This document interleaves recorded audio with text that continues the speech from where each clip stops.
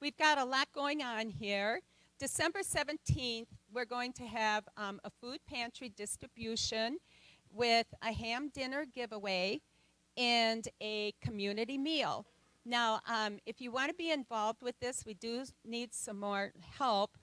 There is a sign up on our Facebook page and in the weekly email. And if you don't get the email and you're not aware of any of this, just go ahead and see Jonathan Bradley. Jonathan, there.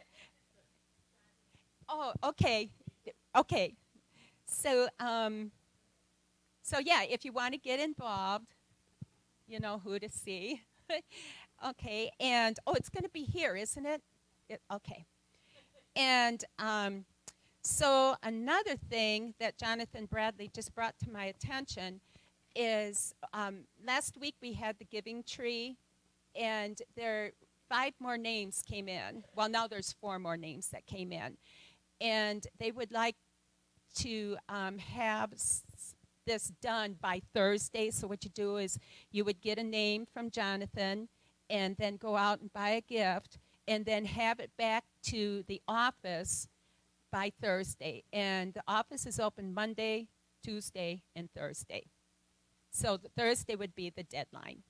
So after service, if you want to get involved, go ahead and see Jonathan Bradley. Okay, and another thing is there's going to be the kids' church. They're going to be caroling, and they're going to Geneva Hills. And that's where Joanne and Mary and they live in, that's where they live. But anyways, after church, if you're interested in caroling with the kids, they will meet back in the kitchen, and Sherry will go over the songs with you, and then you can all caravan over to the Geneva Hills. So if you want to get involved in that, feel free to do so. It'll be a fun thing to help out and serve. And Christmas Eve service will be here at 6 o'clock. I was going to say what date. Oh, my gosh. So that would be December 24th. So we'll have Christmas Eve service here at 6 o'clock. And also, okay, I think this is so cool. We're going to have a Sabbath Sunday, and that'll be December 29th. And what's so cool about the Sabbath, there won't be any church here. And it's a time to reflect and to just relax after the busy season. And the way I looked at it was like, you know, Sunday morning, I don't have to, can keep my jammies on, and I can get a cup of coffee, I can get my blanket, my Bible, and I can just sit in the chair and just cuddle with Jesus. And that is what it's all about, so that you're not rushed, and your Sunday morning is just to be with God and reconnect. And no matter what you do, just have it be your peaceful, quiet time, so you're not rushed, and so that you can just experience his presence. And when you experience his presence, there's nothing greater.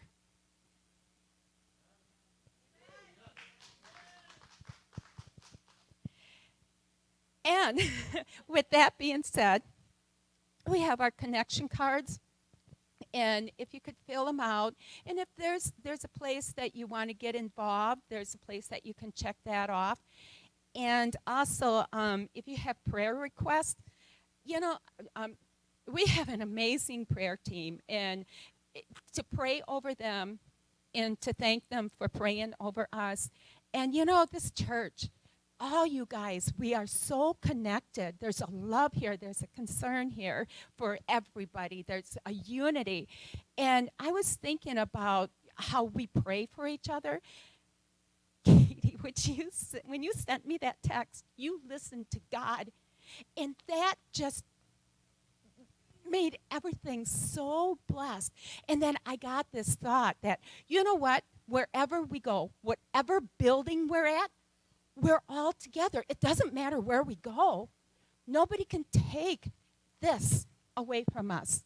So we can go anywhere, year after year or whatever. Bunch of ragamuffins serving God. Hey, right? So you guys, Pastor Zach?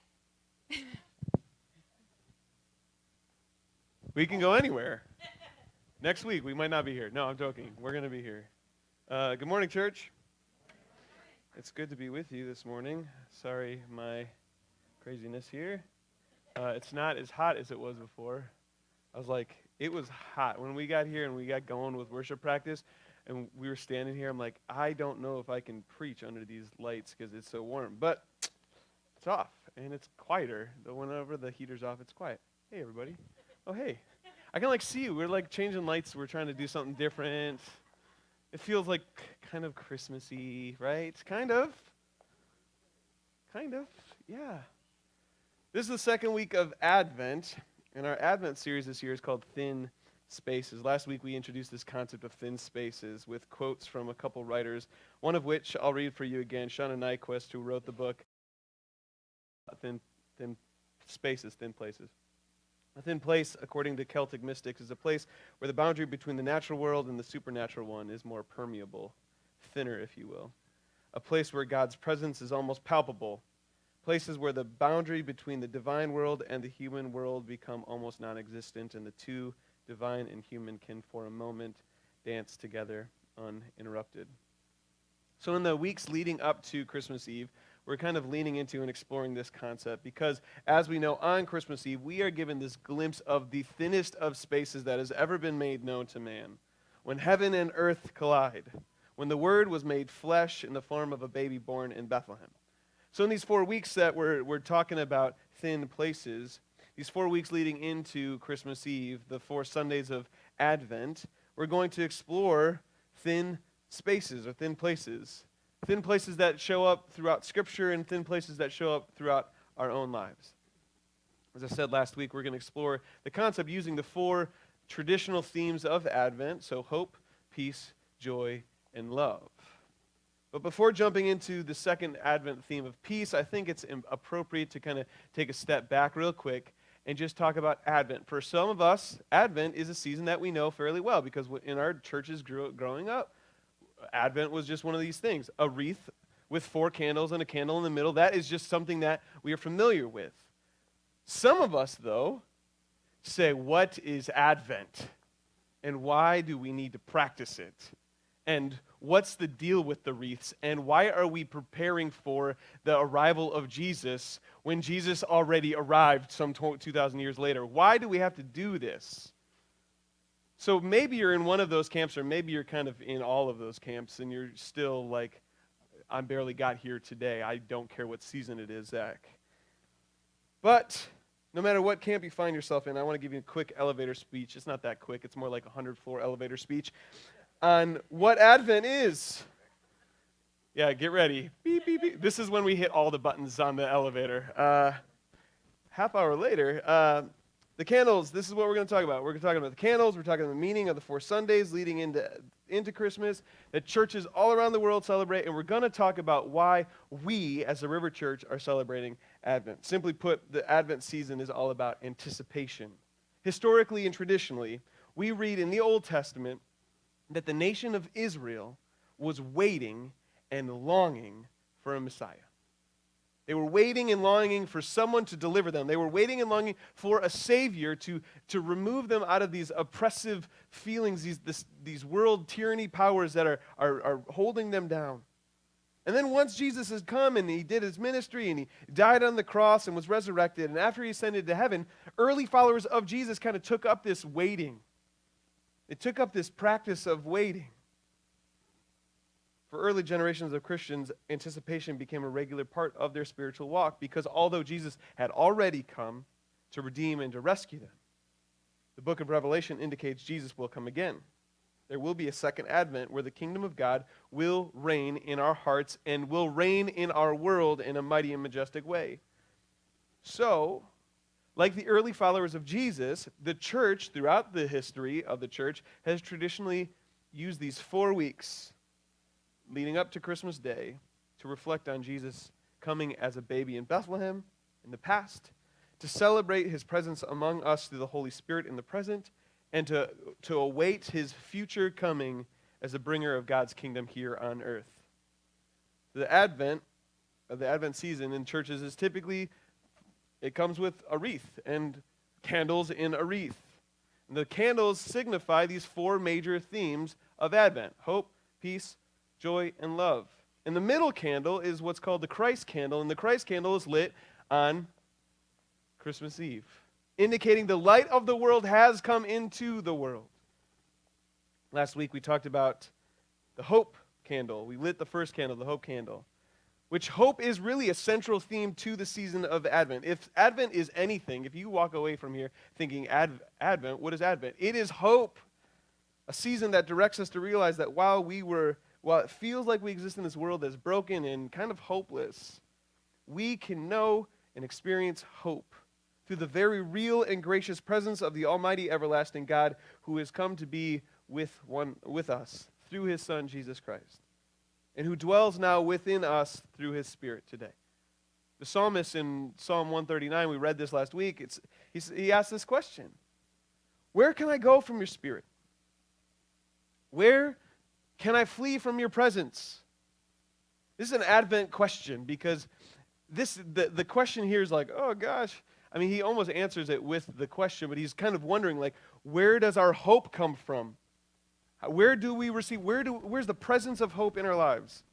And the answer is this: if I go to the heavens, you are there.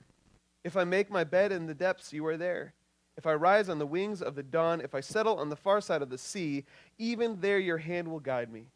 Your right hand will hold me fast. So last week we talked about the presence of God literally being everywhere in our world that provides us hope. The arrival of this baby in Bethlehem, the Word that's made flesh, the Emmanuel, that makes hope real for us. Hope is personified. It's made right in one person.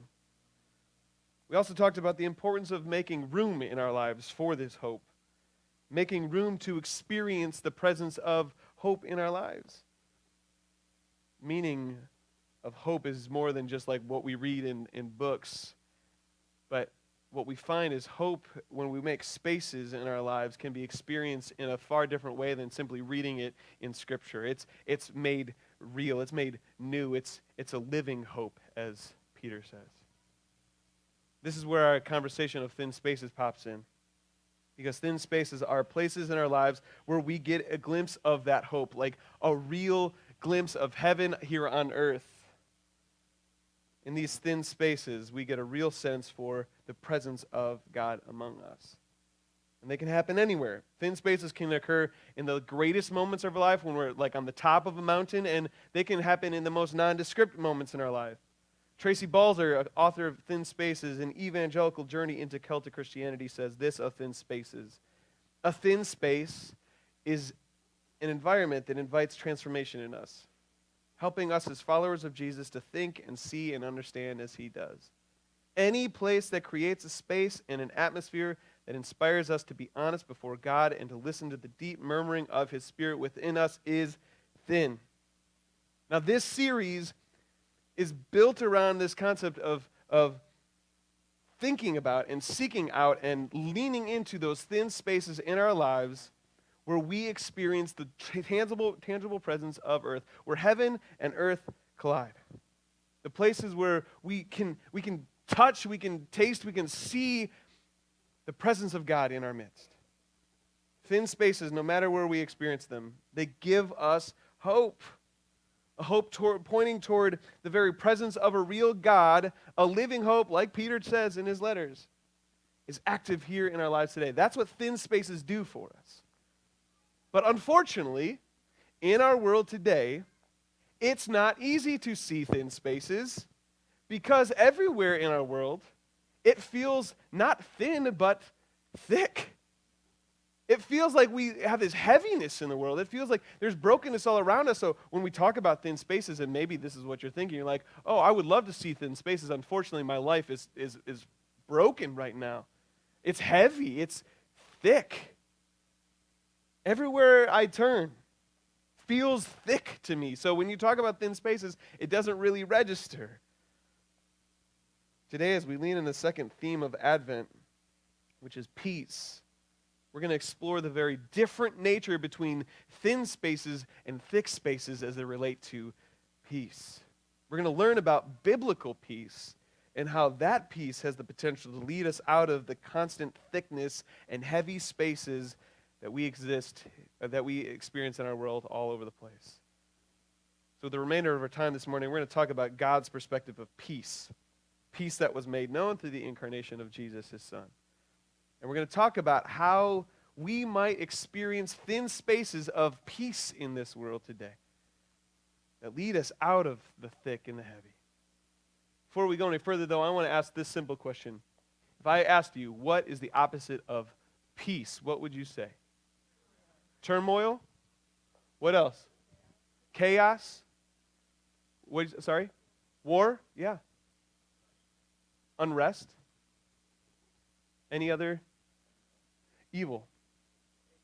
Hate?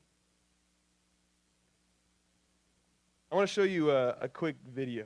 And I want you to pay attention to, again, what you just gave was exactly what I would have said. But I want you to listen to the video, and they're going to put it in this like jam-packed 3 minutes of awesomeness. So you just like hold on to your seats because it's going to explain peace in a whole different way. It's going to give you a different perspective of peace because what you said is a worldly view of the opposite of peace.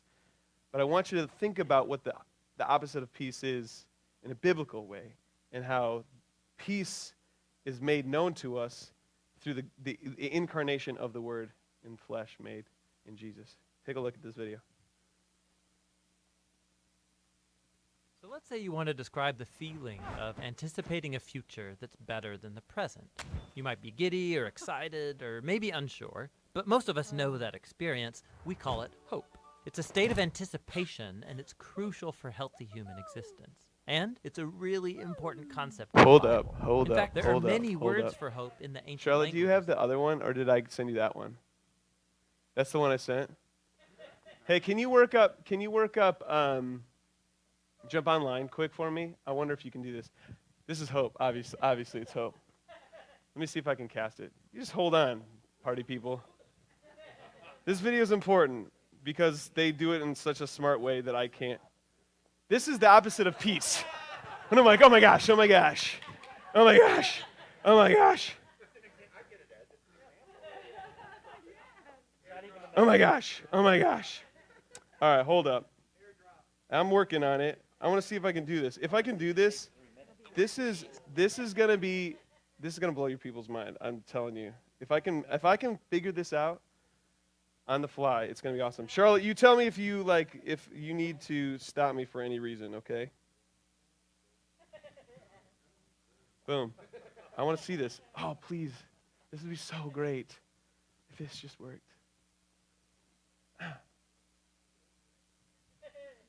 Maybe it won't.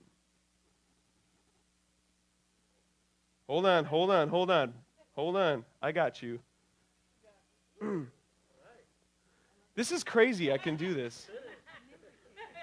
I got a ninja kick. It's just something I got to do. This works, party people. It's going to be great. Charlotte, tell me if you find it before I do. Just sit right there. Just enjoy.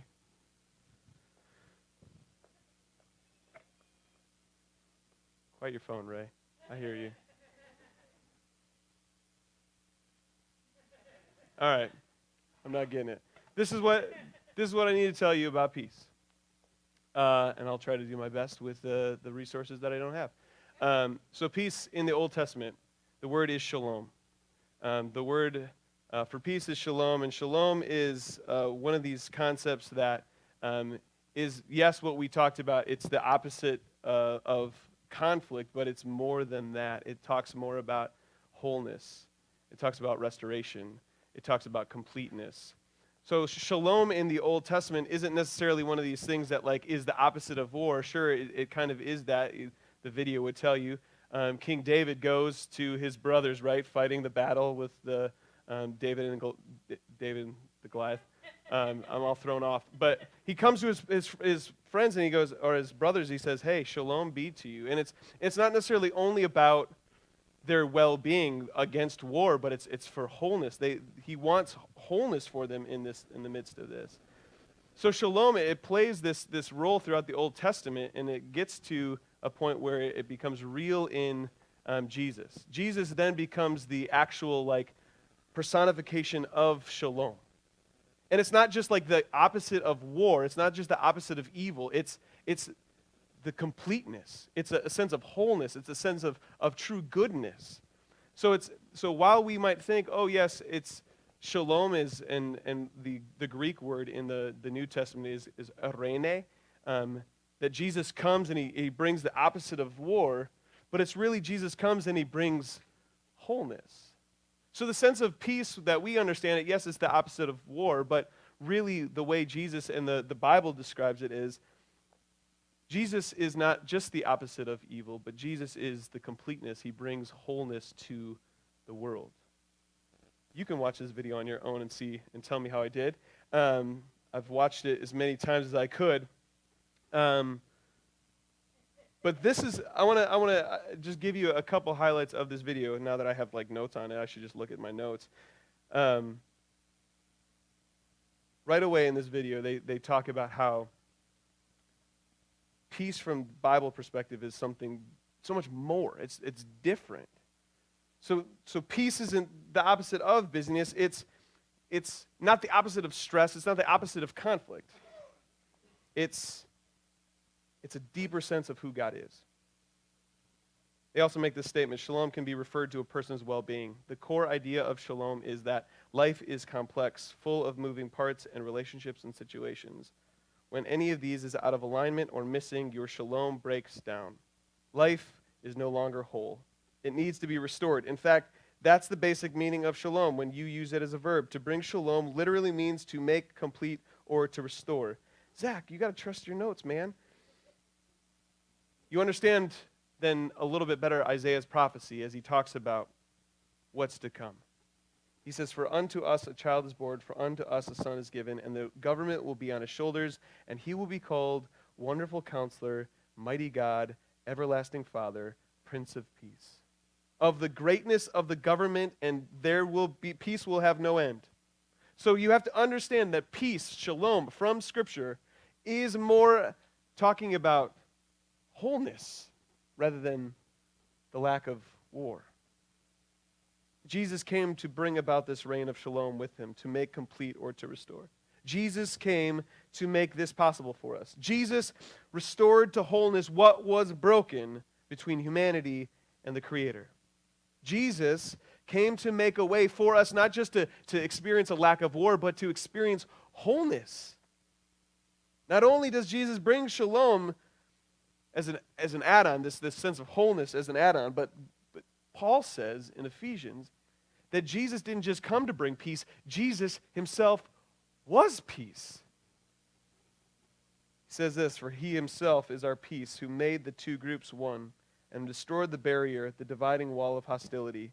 By setting aside in his flesh the law with its commands and regulations, his purpose was to create in himself one new humanity out of the two, thus making peace. You have to understand what he's talking about here. He's talking about the Jews and the Gentiles, and he's saying, guess what? There are no different groups of people now. Jews and Gentiles, they are made one in this peace, in this wholeness. They are made one, complete.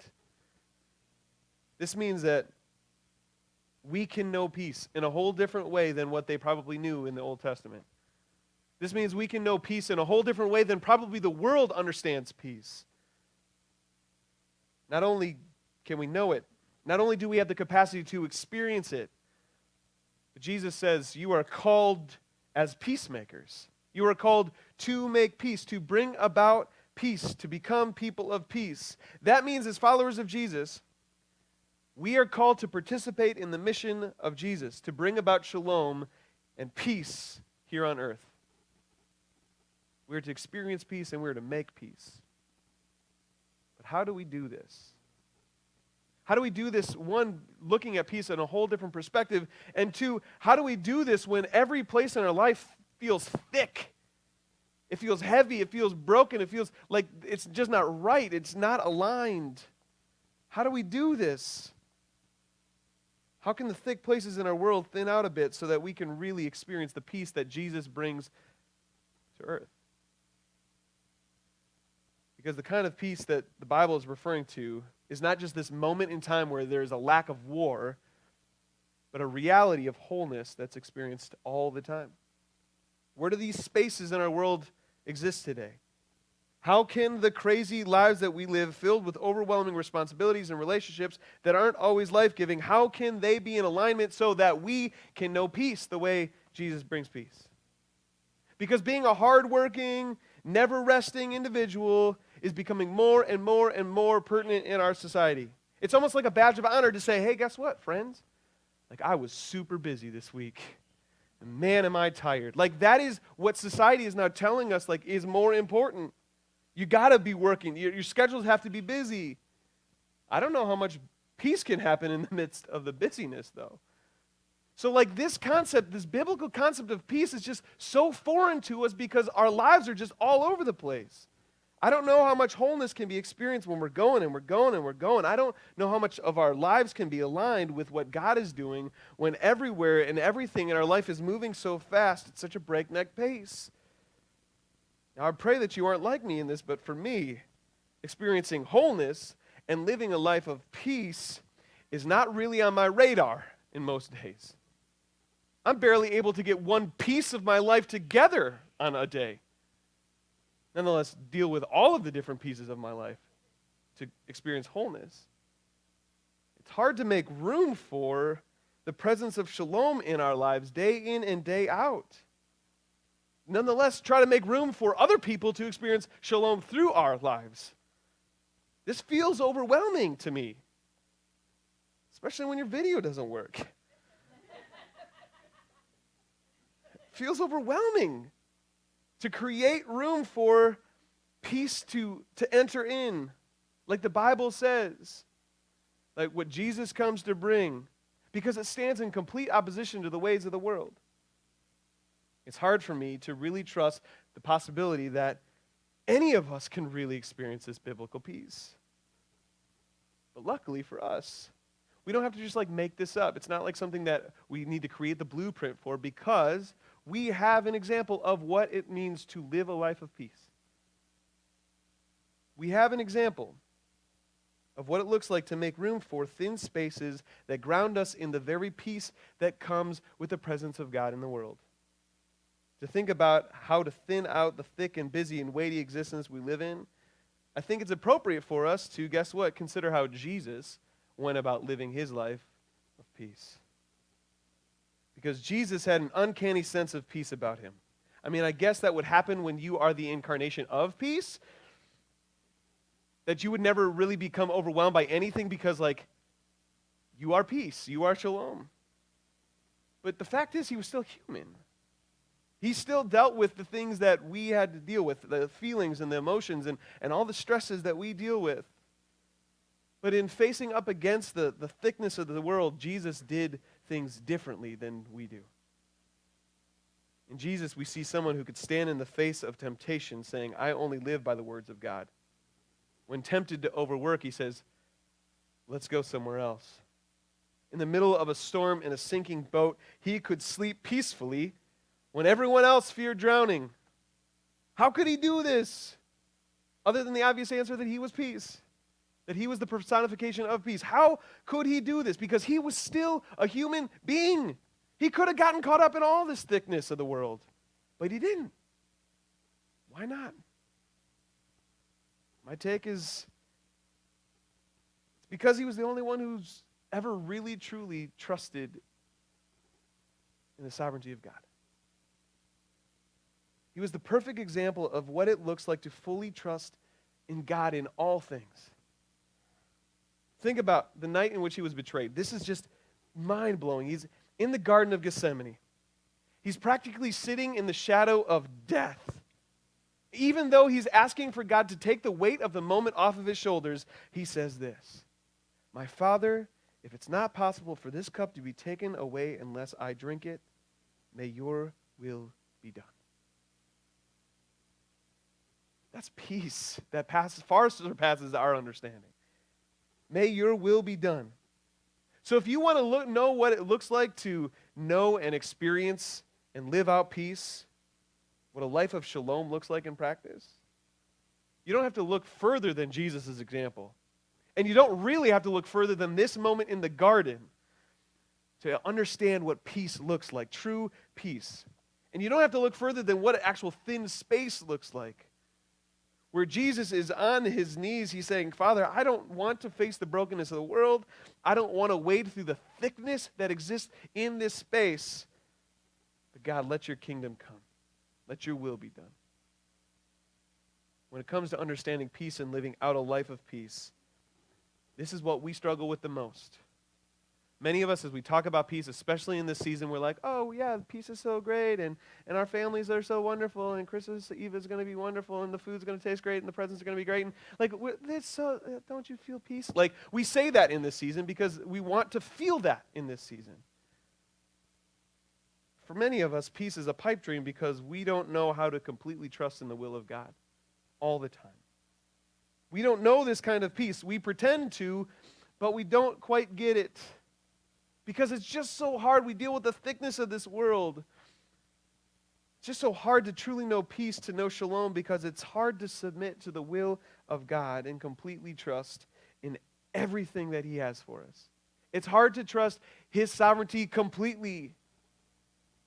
But in his sovereignty, we find the root of peace on earth. The foundations of a life of shalom is trusting wholly in the will of God in every aspect of our lives, which brings us back to why Advent is so important for us. Why this conversation of thin spaces is so important, because it's in this season we hear this invitation again from God to make room for peace to enter into our lives.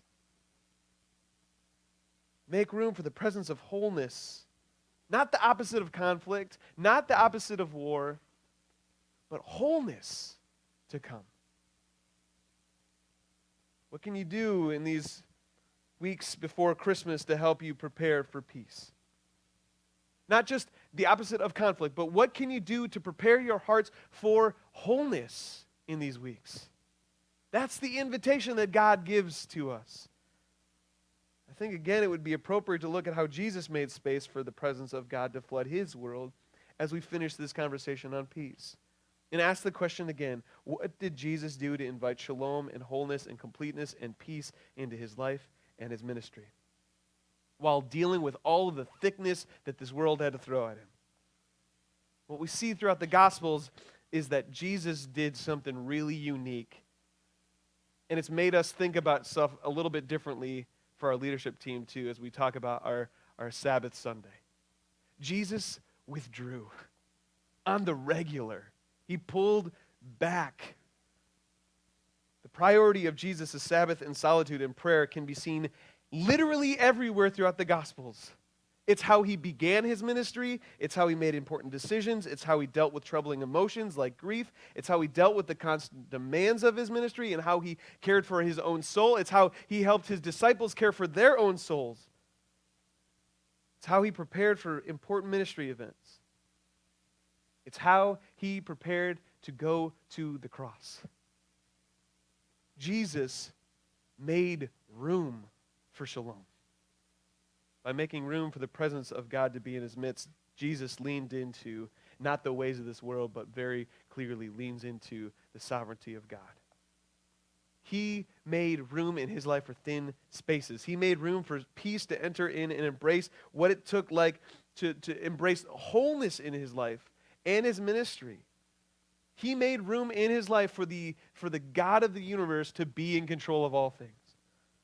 At the core of Jesus' peace was his trust in God's sovereignty. This season is an invitation for us to make room, to slow down, and to lean into what it means to have the peace that Jesus had. It invites us to lean into the sovereignty of God. Does that mean you have to withdraw from things in your life? I don't know. Maybe some of you would love to be able to withdraw from some things in your life without too much issue. But unfortunately, a slower schedule, a less busy life, doesn't necessarily equate to experiencing peace, like Jesus' peace. Trying your best to manufacture thin spaces doesn't necessarily equate to you just having thin spaces in your life. But your attention to and your pursuit of peace in your life can invite and indicate one simple thing: who is in control of your life. By accepting this invitation, this Advent invitation to make room in your life for the Emmanuel to come and dwell in your house, your home, your hearts, your family, this is an indication that you are not in control and that God is. In the midst of a thick and heavy world, making room for the presence of God in this season indicates who you think is sovereign. A life of shalom, a life of peace, unfortunately does not mean a life that is any slower, but it does lead to giving up more of the control in your life. It's in submission to God's sovereignty you experience peace. It's in submission to God's sovereignty you experience more spaces in your life that are thinner.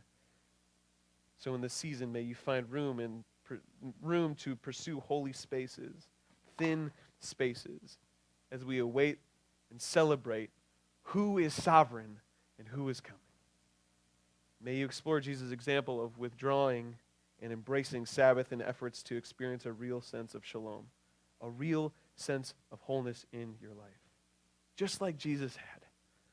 For when we experience peace from the Prince of Peace, when we give control over to the King of Kings, we can be people of peace who then are able to extend peace into the world. That not only needs to be rid of conflict and turmoil and evil, but needs to experience wholeness that only Jesus has for us. That only comes through the baby born in Bethlehem, the Emmanuel, God with us, the Savior to the world. Amen.